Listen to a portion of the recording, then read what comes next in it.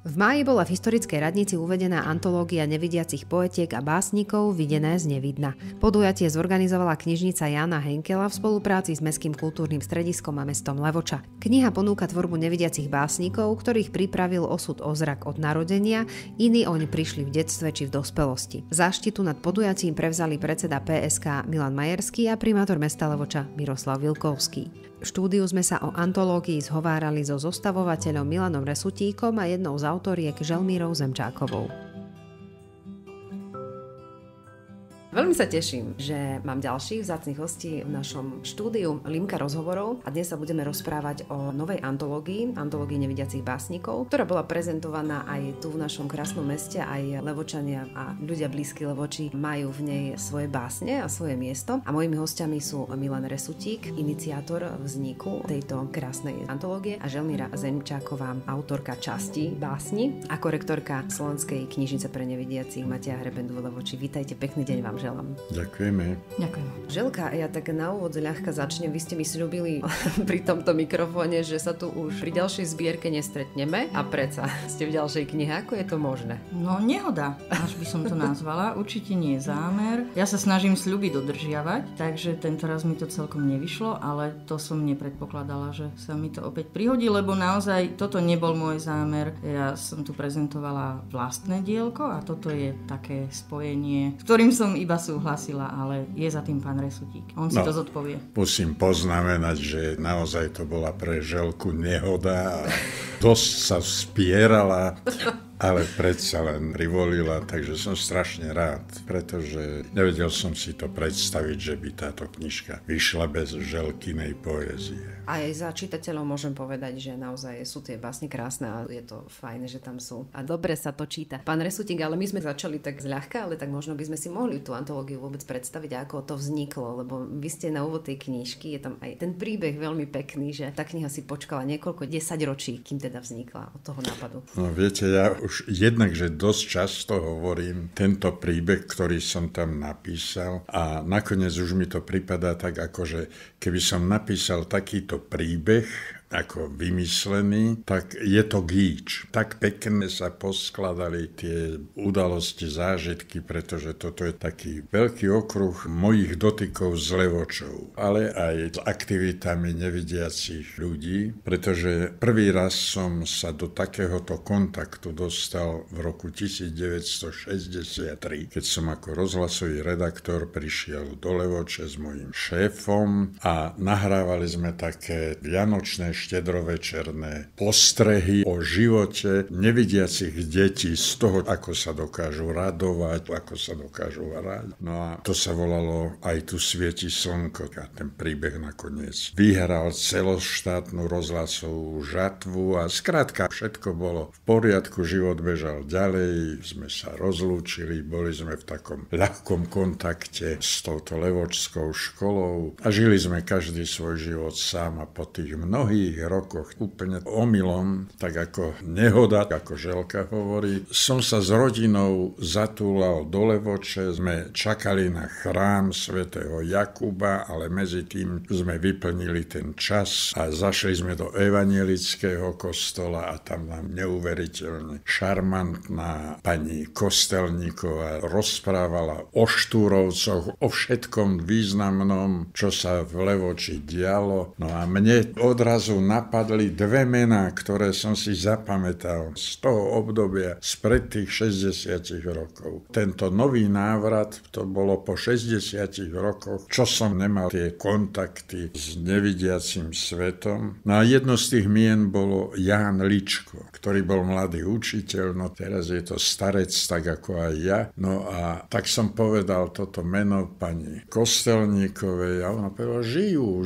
No a 3 dni po návrate domov mi zazvonil telefón a Ján Ličko. Rozprávali sme sa tak, ako keby sme každý deň chodili spolu na kávu a na kus reči po tých mnohých rokoch. No a 3 dni na to mi poslal Ján Ličko svoju zbieročku a o ďalšie 3 dni mi poslal zbierky ďalších nevidiacich básnikov. No a tak sme sa potom znova dostali do kontaktu aj s Želkou, aj pani Dubiuska, pán Petri, jazyk a tak ďalej, ako všetci títo ľudia, ktorí sú aktívni v oblasti týchto nevidiacich ľudí. No a tak som sa chcel možno zavďačiť. Neviem to vysvetliť. Jednoducho sme začali robiť básne. Toto, čo mi poslal, tak som usúdil, že z toho sa dá vybrať. Na to mi poslali aj z redakcie časopisov pre nevidiacich. Potom mi napísala aj Želka, taký nevľúdny list, ale v dobrom. Strašne sa teším, že vlastne vďaka tomuto som spoznal nových ľudí, ktorých mám rád, ktorí sa mi stali priateľmi, aspoň z môjho pohľadu. Ono to bolo včera aj vidieť na tej prezentácii, že tam bola veľmi taká priateľská atmosféra. Bolo to veľmi pekné podujatie. Prečo ste si vybrali možno Levoču na takúto prezentáciu? Je to preto, že viac tých autorov je z Levoče? No, to je pochopiteľné kvôli tomu, že v tej Levoči mnohokrát ľudia, ktorým sa stane nejaké nešťastie a prídu pri takej príležitosti v havárii o zrak a tu získavajú nové sebavedomie, nové možnosti zapojiť sa do života, pretože to sú všetko ľudia, ktorí sa chcú veľmi aktívne zapojiť do života. Všetci, no tak všade sú ľudia rôzni, ale u mňa vznikol taký ten zvláštny vzťah a ja v tom roku 1963 a mňa napriek tomu, že som bol ďaleko a preč a osobný kontakt som nemal, ja som žil s týmto svetom. Lebo to, ako to poznám, že vždy ten nevidiaci bol v spoločnosti tých druhých. On prišiel do komunity vidiacich. Vždy sa nachádzal. A ja som sa tu nachádzal ako vidiaci v komunite nevidiacich, čo bol celkom iný pocit a iný poznatok. No a včera som bol strašne rád, lebo tam to bol aj môj taký úmysel, že prečo túto knihu prezentovať tu a neprezentovať ju, povedzme, tam v priestoroch, ktoré majú nevidiaci k dispozícii, ale túto mestských, že by to vlastne odtiaľ z tých ich priestorov, kde vznikali táto poézia nevidiacich, tak aby sa prezentovala tam, kde žijú spolu. Tu predsa žije v Levoči významná komunita nevidiacich a žijú normálne, žijú spolu, žijú tak ako všetci občania. No skrátka, toto bolo preniesť tú poéziu odtiaľ z toho domu nevidiacich do domu vidiacich a to bolo včera tu a musím povedať, že mňa to fascinovalo a tá atmosféra aj celý ten prístup ľudí k tomu. Hodilo sa taká prezentácia krásnej knihy do takých krásnych priestorov. Teraz toto prízemie radnice je naša taká výkladná skriňa posledné mesiace, keďže sa to obnovilo, zrekonštruovalo. A Želka, vaše básne, ktoré sú v tejto antológii, oni pochádzajú z knižky Mám za sklom len novú fotku, tak je to? Áno, všetky sú iba odtiaľ. A my sme sa pri knihe Abecedidlo veľa nevenovali tejto knihe a ona mala veľmi veľký úspech. Ja mám dojem, aj keď som si ju prečítala, aj som si niečo vypočula, alebo vyšla aj audioverzii. Tak nám niečo si povedzte, trošičku by sme mohli urobiť taký teaser aj na antológiu nevidiacich básnikov. Ktoré básne sú v tejto antológii a ako vznikala aj kniha Mám za sklom len novú fotku? No ale musím podotknúť, že to len preto, že tu sedím, ale ináč je v tej antológii 8 autorov a každý stojí za to rozhodne. Určite nejakým spôsobom nevyčnievam, ale som z Levoče, som tu dnes prítomná, tak sa asi viacej budeme rozprávať o tej mojej časti, ale naozaj aj tých 7 ďalších treba si prečítať, je to zaujímavé. Mám za sklom len novú fotku, sú moje veľmi staré básne, vyjadrenia, s ktorými sa už aj ťažko stotožniť, lebo to pochádza z 93. až 5. To už naozaj veľmi dávno. A v tom čase oni teda tie básne neprezentujú život bez zraku, nejakým spôsobom neodrážajú túto tému a vlastne celá antológia nie je. Nájdeme tam aj básne od iných autorov, ktoré sa zaoberajú presne tým, čo to je nevidieť a óda ja to nazývam óda, nevolá sa tá báseň tak, na slepeckú tlač, na Braillovo písmo a podobne, ale moja realita si to nevyžadovala. Ja som v čase svojej mladosti riešila také problémy ako každý mladý človek, ktorý sa chce vyjadriť slovom. Čiže taká nejaká konfrontácia so sebou, so svetom, s konvenčnosťou, taký hnev nad tým, že ma ľahko ľahko ľudia zaškatulkujú, proste vlastné, osobné nejaké výkriky, až terapeutického typu by som povedala. A myslím si, že touto fázou prechádza mnoho ľudí, mnoho mládežníkov a u mňa sa to tam aj skončilo. Musím povedať, že nežijem poetický život, nezaoberám sa poéziou, nepíšem a ani nečítam poéziu iných. Táto kniha je pre mňa celkom výzva, táto antológia, že je toho aj veľa, ale proste považujem si za povinnosť si to celé prečítať. Ešte nie som veľmi ďaleko, dávkujem si to. No a ten Lenon teda vyšiel tak, že ja som pracovala v redakcii časopisov pre nevidiacich a slabozrakých a tam pracuje aj Jan Petrík. To je spišsko-novoveský básnik, ináč renomovaný básnik, myslím aj celoslovenský známy, regionálne celkom určite, ale myslím, že je to meno známe v poetickom okruhu. A on má aj svoje vydavateľstvo v Spišskej Novej Vsi. A 7 rokov mi hovoril, lebo poznal tie moje básne niektoré. My sme mali takú súťaž nevidiacich a slabozrakých tvorcov Vnímatia Hrebendu, malo to veľkú tradíciu. Už to nemávame, ale je to škoda, možno skúsime zase niekedy. A on si myslel, že to by sme mohli aj vydať. Dobre, jasné, super, dobrý nápad, ale brala som to ako žart, naozaj dlho ako žart. A potom prišlo v mojom živote asi fakt 7 rokov sme sa o tomto takto bavili, že dobre, až po smrti a počej, či po jeho, či po mojej a nezmysli tohto druhu. Ale niekde to tam asi klíčilo, lebo keď mi to povedal naposledy, tak mu hovorím, že dobre, tak to vydaj. A on si najprv myslel, že iba zmena retoriky, ale že nebude z toho nič, ale dobre. No 7 rokov treba na to, aby ma niekto o niečom presvedčil, zrejme. Pán Resutík, tak to bolo, hej? Tiež to trvalo. Nie. V jeho prípade som zaujala iný postoj a síce nevľúdny, ale ja keď vidím, že niekto vyvíja nejaké úsilie a nemusím sa ja stotožniť s tou myšlienkou, že no ja byť ním, tak sa na to vykašlem, ale keď vidím, koľko energie do toho ten človek vkladá, húževnatosti, ako on vypisoval krížom krážom, zháňal tých autorov, kto, kedy, kde písal, však ľudia si už hovorili, že to do kolečka ide, veď mňa sa už pýtal, veď ja už neviem a nemáme mu už čo poradiť, ako pomôcť a čo furt dačo. No, takže s ním som nemohla otáľať 7 rokov, už to by ani nebolo slušné vzhľadom na vek pána Resutíka. V 83 rokoch 7 rokov ešte otáľať. Presne, veď ja to vždy hovorím, veď ja som iba nevľúdna, nie som zlý človek od prírody.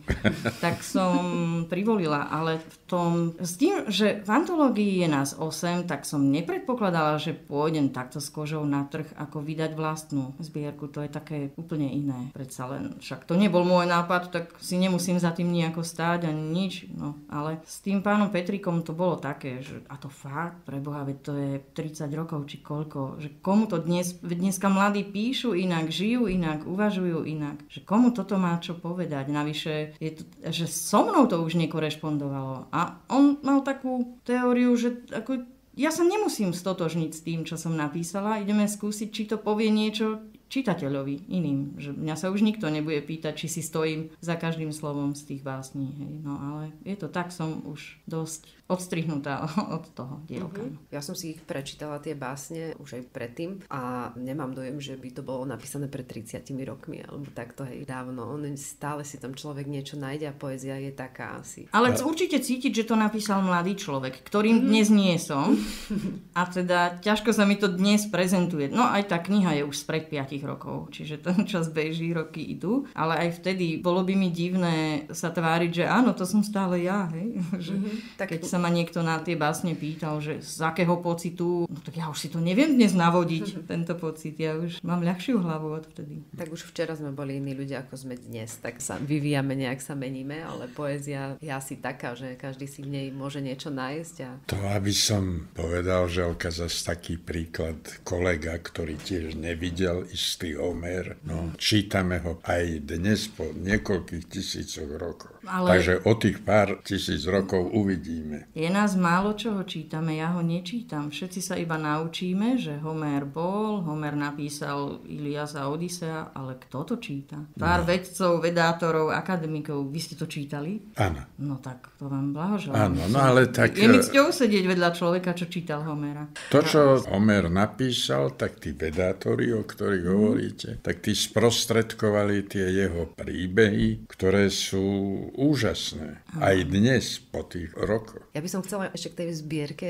tiež som to neprečítala ešte celé, lebo asi mám aj taký dojem, že poézia sa má dávkovať, aby človek trošku vstrebal tie slova. A ja som si uvedomila pri čítaní mnohých tých básní, že ani by som nepredpokladala, keby som nevedela, že sú to básne nevidiacich básnikov. Ktorých možno ešte autorov tuto z blízkeho okolia by sme mohli spomenúť, pán Resutík, ktorí sú v tejto zbierke? No tak z tohto okolia, teraz sa musím rýchlo pozrieť, tak Želka Zemčáková, ktorá sedí tu teraz vedľa mňa. Ja som v epicentre, áno. V epicentre, áno, doslova v epicentre. No, Ján Ličko, ktorý vlastne je provokatérom tejto knižky, pretože to znovu stretnutie ma nejako tak, ani nie, že inšpirovalo, ale doslova tak dohnalo k tomu, že sa k tomu vrátim, že to stretnutie nebolo len tak, že na jeden raz. No potom z Levočov je spätá Lucia Rybárová, ktorá je tá najmladšia autorka a to je tiež, tak by som povedal, ako spolu so Želkou, takým prísľubom, aj keď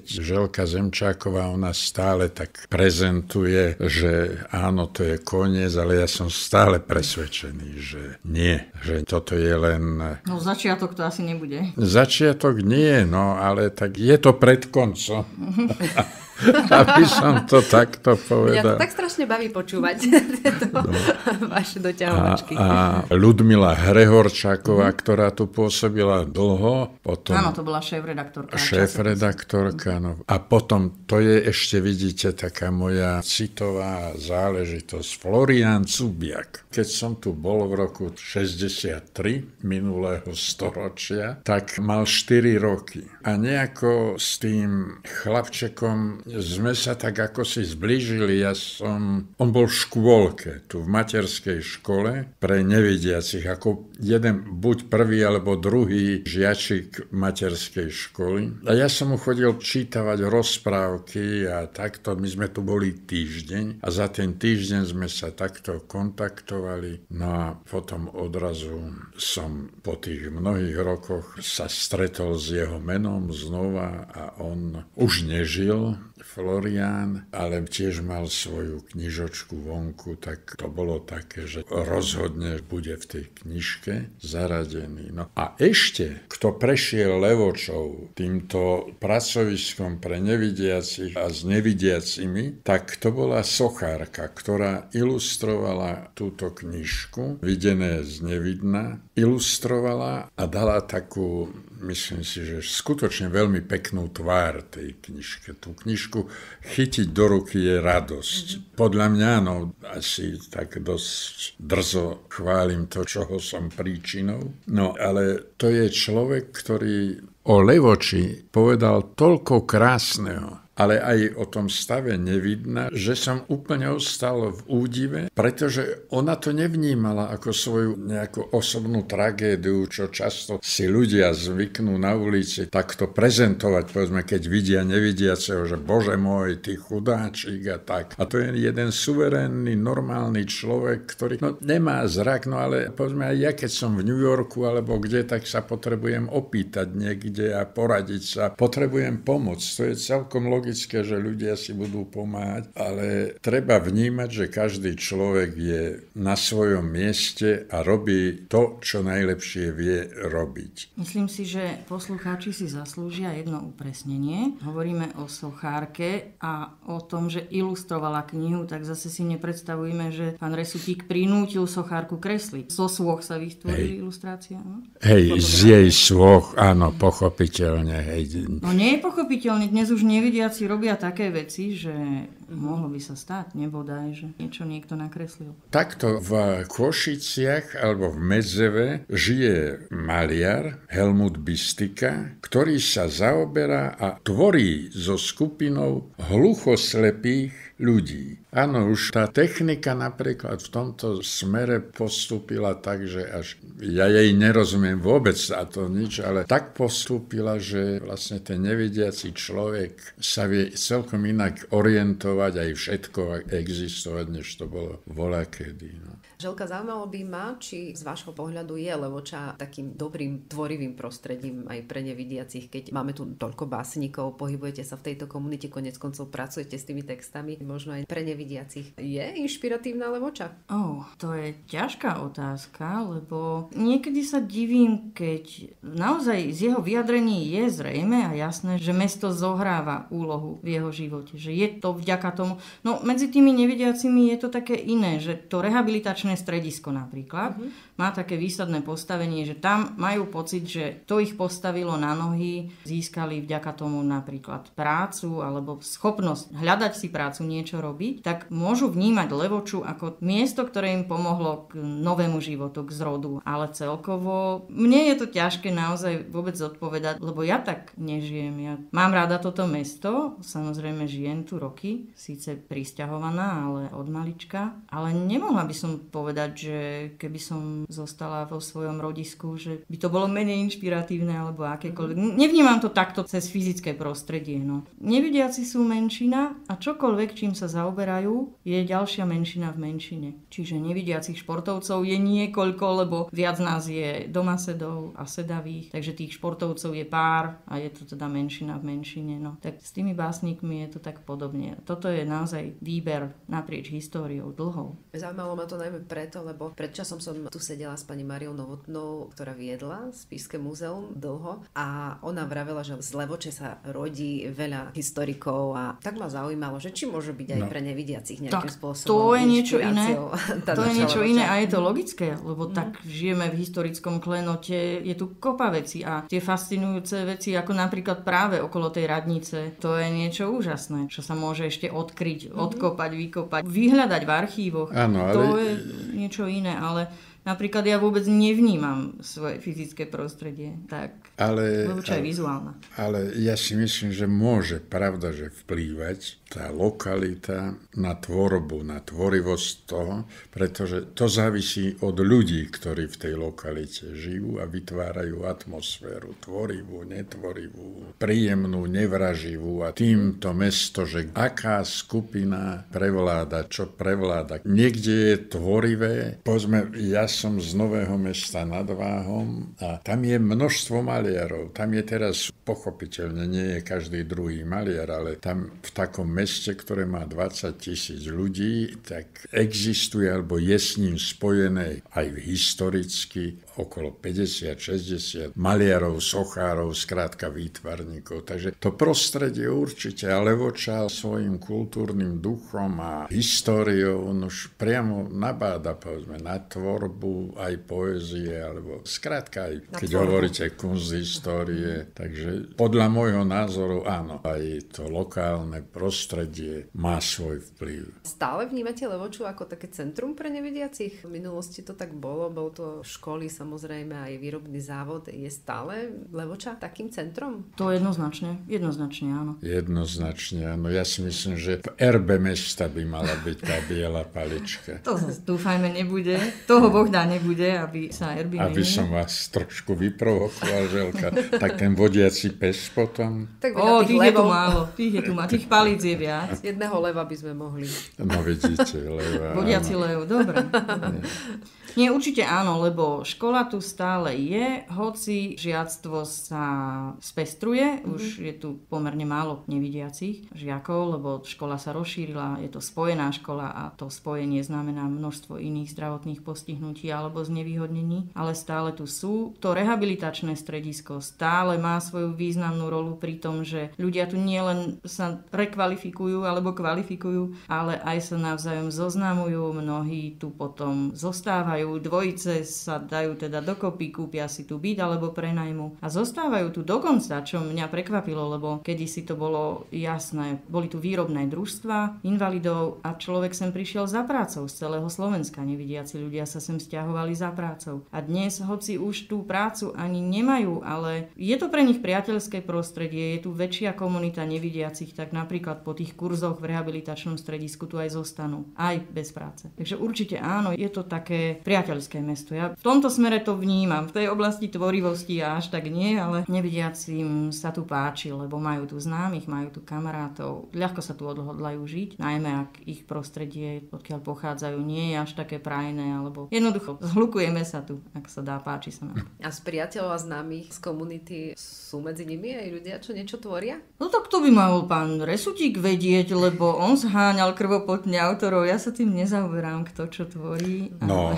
Myslím si, že nie je to taká dominantná črta, ale určite niekto niečo tvorí, niekto hrá na hudobných nástrojoch, robí si pesničky. Proste sú tu nejaké aktivity, ale napríklad pri Slovenskej knižnici pre nevidiacich máme aj literárny klub, kde sa dá zhruba na dvojmesačnej báze prísť so svojou tvorbou, tak týmto aj pozývame, ak nás počúva aj niekto nevidiaci. Ale aj vidiacich privítame, my sa tak neseparujeme, ale proste je to klub, ktorý funguje pri tejto inštitúcii. Ale už sme mali aj vidiacu študentku, už je to veľká slečná dáma, ale prišla k nám možno v 15 ukázať svoju poéziu a veľmi zaujala. Takže dá sa spájať aj s vidiacimi na tejto pôde v tomto klube. No ale ja nejak sama nevyhľadávam tie tvorivé počiny iných, takže neviem to tak posúdiť. Pán Resutík, bude aj pokračovanie nejakej ďalšej tvorby? Nie, budem sledovať, Želku budem obháňať, aby mi poslala svoje verše a máme so Želkou, myslím si, veľmi takú korešpondenciu, ktorá ma teší a toto budem pokračovať aj ďalej, ale to je trošku už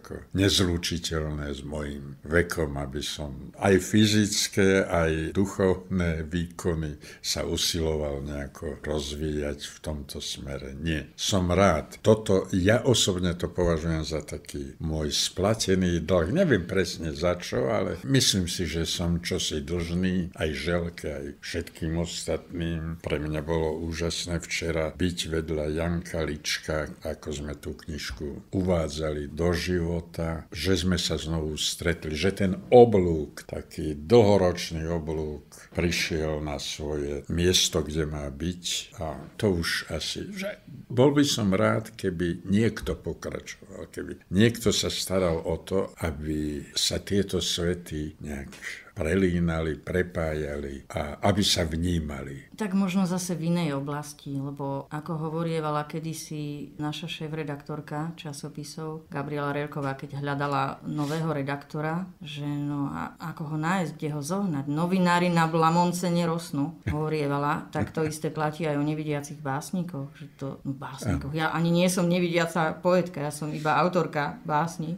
Vôbec sa necítim ako poetka. Lebo aj v tejto knižke oni tam Janko Silan tam patrí, skvelá postava, klasický básnik slovenský, katolíckej moderny, rómsky básnik Dežo Vanga, no ale som chcel z tohto prostredia a takto to dostať do povedomia, že existujú, žijú tu títo autori a treba sa zaujímať o ich tvorbu, pretože sa zaujímame tým aj o ich život, o tom, ako oni sú s nami, ako my môžeme byť s nimi. A tak, skrátka také niečo. Vlastne teda poviem, áno, môj dlh som splatil a tak som tak trošku uspokojený tým, že to je. No dôležité podľa mňa je aj povedať, že dnešní ľudia zase žijú iný život, ako sme žili kedysi nevidiaci v tých inštitúciách a možno trošku uzavretejší a viac pre seba, lebo napríklad z týchto autorov v antológii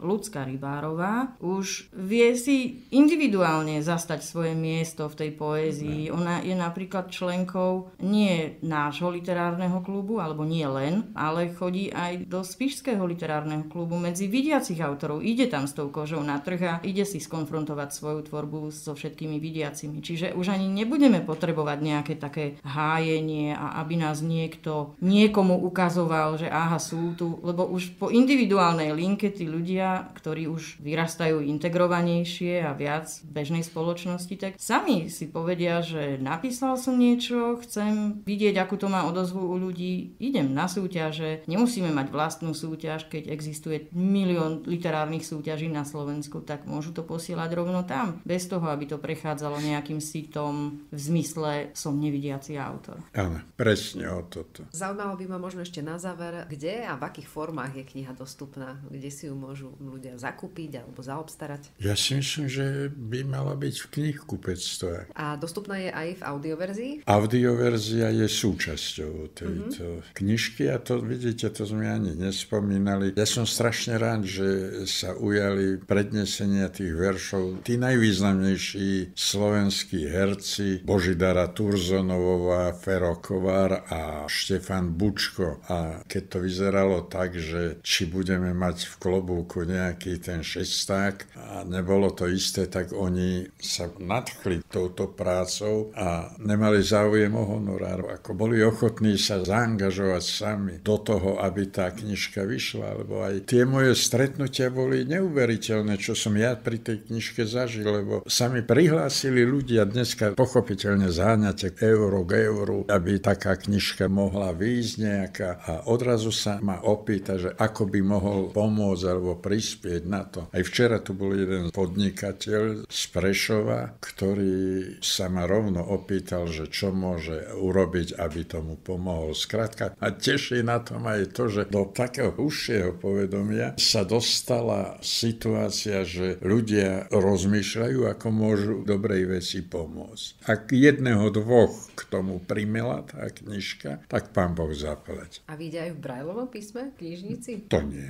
No to nemôžete vedieť. No tak to nemôžete. Nemôžete tomu zabrániť a zároveň ja to nemôžem prisľúbiť, lebo knihy v Braillovom písme vychádzajú v SKN tak, že knihovníčky u nás sledujú, čo vyšlo, čo je na trhu, sledujú edičné plány vydavateľstiev a niečo z toho vydajú. Len v tomto prípade, keďže je už k dispozícii audiokniha, tak je asi prirodzenejšie, že ju zaradíme do zvukového fondu už ako hotovú. A neviem, ja v tejto chvíli, lebo to je vec vedenia nášho oddelenia, čo pracuje s knižničným fondom. Nerozprávali sme sa o tom, neviem to zaručiť, ale je ľahko možné, že sa rozhodnú dať to aj do Brailla. To sa naozaj môže stať. No, ja som išiel preto, Želka, že to nevyjde, lebo myslím, že možno väčšina vznikla v Braillovom písme. Ale nie sú nikde pokope. Aha, no to ste ma zaskočili. No to... Tak uvidíme. Môže sa to stať, neviem teraz v tejto chvíli. Určite tú audioknihu zaradíme do fondu, lebo ona vlastne, a to by ma tiež zaujímalo, audiokniha je súčasťou tej tlačenej knihy a to tak, že v knihe je